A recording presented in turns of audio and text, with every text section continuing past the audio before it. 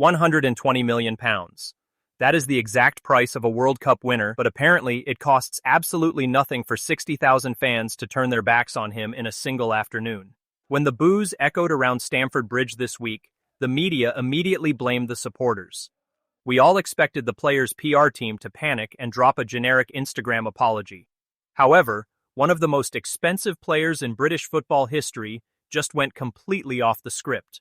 Refusing to hide, he dropped a radioactive bombshell statement that hasn't just fractured the dressing room, it has triggered shockwaves inside Manchester City's boardroom. If you thought the hostility in the stands was loud, wait until you hear what was actually said behind closed doors. To understand why this explosive statement is tearing the fan base apart right now, you have to understand the three distinct factors that pushed supporters over the edge this summer. First catalyst: the secret transfer saga. Throughout the summer, whispers circulated about a quiet search for a parachute out of the club's chaos. But the real fire started when Manchester City officially entered the picture.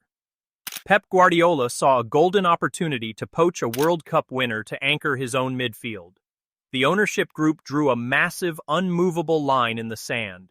They demanded £120 million, setting a strict deadline of 5 o'clock on a Friday afternoon.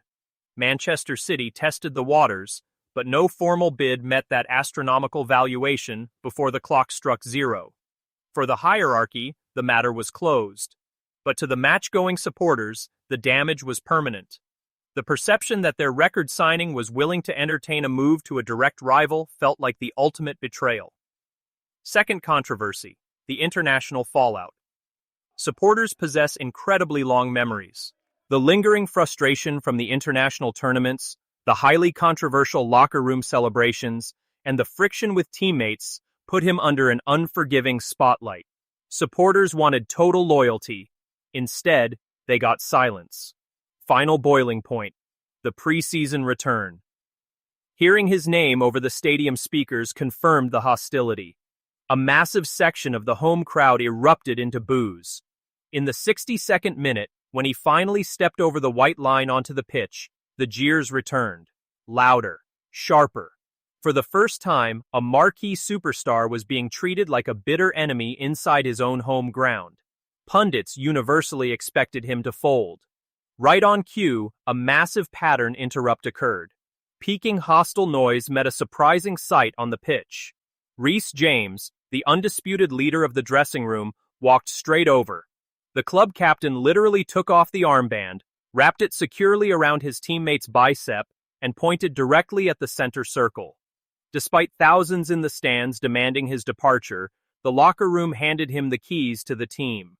Moments later, the Argentine addressed the situation directly. Bypassing the PR-trained apology, he delivered a cold, unapologetic statement. He stated that while fans have every right to voice their frustration, his loyalty to his profession will never be dictated by the noise in the stands.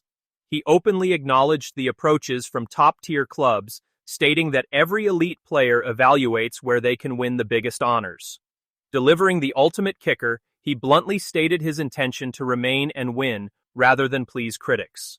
Anyone wanting to judge him must do so strictly by what happens between the white lines. No filter, no pleading, just raw defiance. Stepping away from the drama, the match tape reveals the truth. The tactical reality of this player proves just as explosive as his statements. Receiving the ball under pressure allows him to transform the squad instantly.